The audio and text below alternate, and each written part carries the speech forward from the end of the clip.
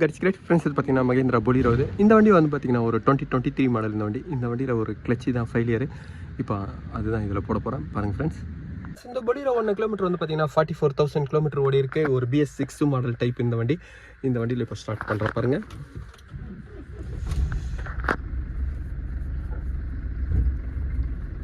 Friends gear வந்து பார்த்தீங்கன்னா சுத்தமாக என்கேஜ் ஆகலை. ஆனால் வண்டியை வந்து ஆஃப் பண்ணிவிட்டு நீங்கள் ஃபஸ்ட்டு கியர் போடுறீங்க. கிளச்சி வச்சு ஸ்டார்ட் பண்ணும்போது வந்து பார்த்திங்கன்னா வண்டி கரெக்டாக இருக்குது, வண்டி மூவ் ஆகலை. ஆனால் கிளச்சி வந்து பார்த்திங்கன்னா கரெக்டாக ஆப்ரேட் ஆகுது.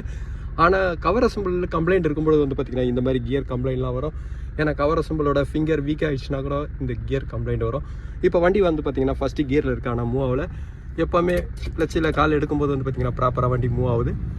ஆனால் கியர் மட்டும் வந்து பார்த்திங்கன்னா ஆஃப் ஆகலை. ஃப்ரெண்ட்ஸ் இது கவர் அசம்பிள் வந்து என்ஜினையோ டிரான்ஸ்மிஷனையோ டிஸ்மேண்டிங் பண்ணோம். ஏன்னா டிஸ்மேண்டிங்னா அதோட பவர் வந்து கட் பண்ணோம். அப்போது வந்து பார்த்திங்கன்னா கியர் ப்ராப்பராக என்கேஜ் ஆகும். அதுக்கப்புறம் வந்து பார்த்திங்கன்னா பவர் உங்களுக்கு கண்டினியூ பண்ணும்போது இந்த கியர் வந்து உங்களுக்கு விழும். இந்த மாதிரி கண்டிஷனில் ரன்னிங்கில் நீங்கள் ஒரு கியரை மட்டும்தான் போட்டு மூவ் பண்ணணும். செகண்ட் கியரை ஃபஸ்ட்டு கியரை போட்டு மூவ் பண்ணுங்கள்.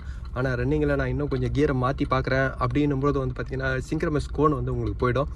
இன்னொன்று கிளச் பிளேட்டு உள்ள எதனா ஸ்ப்ரிங்கு உடஞ்சி போய் உள்ளே மாட்டியிருந்தாலும் கவர் அசம்பிளோட ஃபிங்கரோட டயஃப்ராம் வந்து பார்த்திங்கன்னா உங்களுக்கு சரியாக ஃபுல்லாக ஃபங்க்ஷன் ஆகலைன்னா கூட இந்த கம்ப்ளைண்ட் வரும். ஆனால் இது ஒரு பார்த்திங்கன்னா நான் ஐடென்டிஃபிகேஷன் பண்ண வரைக்கும் வந்து பார்த்திங்கன்னா இது கவர் அசம்பிளோட கம்ப்ளைண்ட் தான்.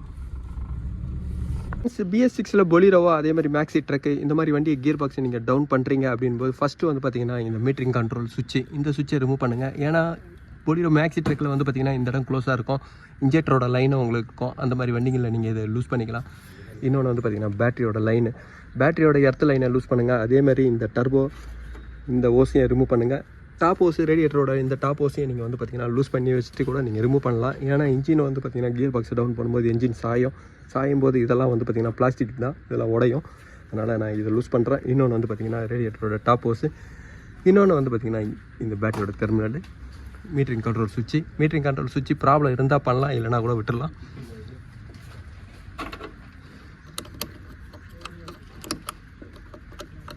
ஃப்ரெண்ட்ஸ் இந்த பொலிரோ BS6 வந்து பார்த்திங்கன்னா ஃப்ளைவீலை நான் ரிமூவ் பண்ணிட்டேன். ஃப்ளைவீலை எப்படி ரிமூவ் பண்ண பாருங்கள். ஃப்ளைவீல் ஃபுல்லாக உங்களுக்கு லாக் ஆனதுனால இதை கட்டிங் பண்ணி தான் நான் இதை வெளியே எடுத்துருக்கேன் ஃப்ளைவீலை. ஃப்ரெண்ட்ஸ் இதோட ஃப்ளைவீல் வந்து பார்த்திங்கன்னா சுத்தமாக சீஸ் ஆகிட்டுருக்கு. அதனால தான் இந்த வண்டியோட கியர் வந்து பார்த்திங்கன்னா என்கேஜ் ஆகல. ஃப்ரெண்ட்ஸ் நான் கவர் அசம்பிள் கம்ப்ளைண்ட்டே இருக்கும்னு ஐடென்டிஃபிகேஷன் பண்ணேன். ஆனால் இதில் கம்ப்ளைண்ட்டே வந்து பார்த்திங்கன்னா ஃப்ளைவீல் தான் சீஸ் ஆகிருந்தது. ஃப்ரெண்ட்ஸ் இதுக்கு வந்து பார்த்திங்கன்னா ஒரு செகண்ட் ஃப்ளைவீல் தான் வாங்கியிருக்கேன். இந்த வண்டியோட ஃப்ளைவீல் வந்து பார்த்திங்கன்னா ஒரு 20,000 கிட்ட வருது. அதனால் இது செகண்ட் ஹேண்ட் வந்து பார்த்திங்கன்னா ஒரு 6,000 நான் வாங்கியிருக்கேன். ஃப்ரெண்ட்ஸ் இதோட கிளச் பிளேட்டை கவர் அசம்பிளாக நான் கியர் பாக்ஸை டவுன் பண்ணதுனால நான் சேஞ்ச் பண்ணுறேன். இந்த கவர் அசம்பிளில் கிளச் பிளேட்டோட ப்ரைஸ் பாருங்கள். இந்த செட்டோட ப்ரைஸ் பாருங்கள், 5,350 வரும்.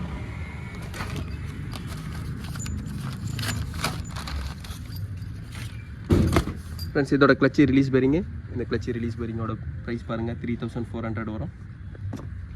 இப்போ நான் இதை ஃபிட் பண்ணுறேன்.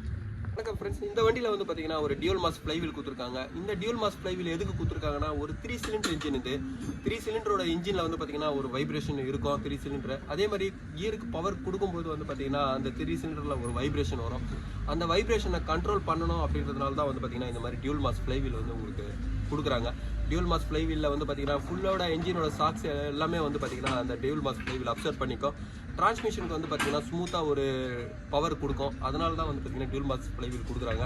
ஆனால் டியூல் மாஸ் ஃப்ளைவீலோட ஒரு டிஸ்அட்வான்டேஜ் என்னென்னா ஒரு இந்த மாதிரி ஜாம் ஆகிறது தான். டியூல் மாஸ் ஃப்ளைவீல் வந்து பார்த்தீங்கன்னா சில நேரங்களில் வந்து லாக் ஆகிடுச்சுனாவே வந்து பார்த்தீங்கன்னா அதை ரிமூவ் பண்ணுறதும் கஷ்டம். டியூல் மாஸ் ஃப்ளைவீலில் வந்து பார்த்தீங்கன்னா ஒரு பெரிய காஸ்ட்லி வேறு. இந்த மாதிரி கம்ப்ளைண்ட்லாம் கொடுக்கும்போது வந்து பார்த்திங்கன்னா வண்டியோட கிளச்சோட ஒர்க் பண்ணும்போது அதோட ப்ரைஸே வந்து பார்த்திங்கன்னா அதிகமாகிடும். இப்போ இந்த வண்டியோட கிளச்சோட ஒர்க் வந்து ப்ரைஸ் வந்து பார்த்திங்கன்னா டோட்டலாக 35,000 கிட்ட உங்களுக்கு வந்துடும். இந்த மாதிரி ஒரு அதிகமான ப்ரைஸ் ஆகும். அதனால் டியூல் மாஸ் ஃப்ளைவீல் லாக் ஆகுதுன்றலாம் வந்து பார்த்திங்கன்னா இந்த வண்டிக்கு ஒரு ஆர்டினரி ஃப்ளைவீலை கொடுக்கும்போது வந்து பார்த்திங்கன்னா இதோட கிளச்சோட ஒர்க்கும் வந்து பார்த்திங்கன்னா ரொம்ப ஈஸியாக இருக்கும், எல்லோரும் உங்களுக்கு பண்ணுற மாதிரியே இருக்கும். இந்த வண்டியில் டியூல் மாஸ் ஃப்ளைவீல் தான் இது ஒரு டிஸ்அட்வான்டேஜ். இப்போ இந்த டியூல் மாஸ் ஃப்ளைவீலை நான் ஃபிட் பண்ணுறேன்.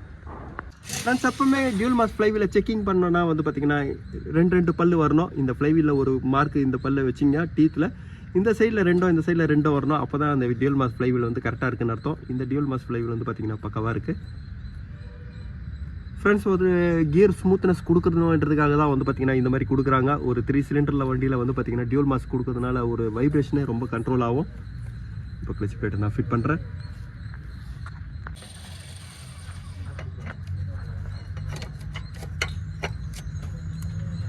ஃப்ரெண்ட்ஸ் இதோட கிளச் பிளேட்லேயே வந்து பார்த்திங்கன்னா அதோட டைரக்ஷன் போட்டிருக்கோம். கியர் பாக்ஸ் சைடு உங்களுக்கு ஆப்போசிட் சைடு. ஏன்னா கியர் பாக்ஸில் டாபியர் ஷாஃப்ட் உங்களுக்கு இன்சர்ட் ஆகணும்.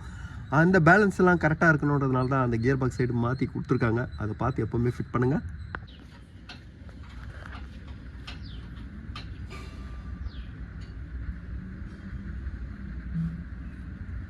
இந்த வண்டியோட கம்ப்ளைண்ட் வந்து பார்த்திங்கன்னா ஒரு கவர் அசம்பிள் தான் போயிருக்கோன்னு நினச்சேன். ஆனால் இந்த வண்டியில் வந்து பார்த்திங்கன்னா நான் எதிர்பார்க்கல. ஏன்னா டியூல் மாஸ் ஃப்ளைவீல் வந்து பார்த்திங்கன்னா சீஸ் ஆகிருந்தது. அந்த ஃப்ளைவீலே வந்து பார்த்திங்கன்னா நல்ல சீஸ் ஆகி ஜாம் ஆகிருந்தது. அதனால தான் வந்து பார்த்திங்கன்னா இது கியர் பாக்ஸோட கிளச் கியர் என்கேஜ் ஆகல. நான் இதோட கவர் அசம்பிள் தான் கம்ப்ளைண்ட்டுன்னு நினச்சேன். ஆனால் டியூல் மாஸ் ஃப்ளைவீல் தான் இதில் சீஸ் ஆகிருந்தது. டியூல் மாஸ் ஃப்ளைவீல் நல்லா இருந்ததுன்னா கிளச் பிளேட் கவர் அசம்பிள் மட்டும் தான் இதில் சேஞ்ச் பண்ணுற மாதிரியாக இருந்திருக்கும். இப்போ இந்த வண்டியில் வந்து பார்த்திங்கன்னா டியூல் மாஸ் ஃப்ளைவீலே வந்து பார்த்திங்கன்னா இதில் 21,000 வந்தது. அதனால் இதில் செகண்ட் தான் நான் போட்டிருக்கேன். ஃப்ரெண்ட்ஸ் இந்த வீடியோ உங்களுக்கு பிடிச்சிச்சுன்னா லைக் பண்ணுங்கள், ஷேர் பண்ணுங்கள். Thank you friends.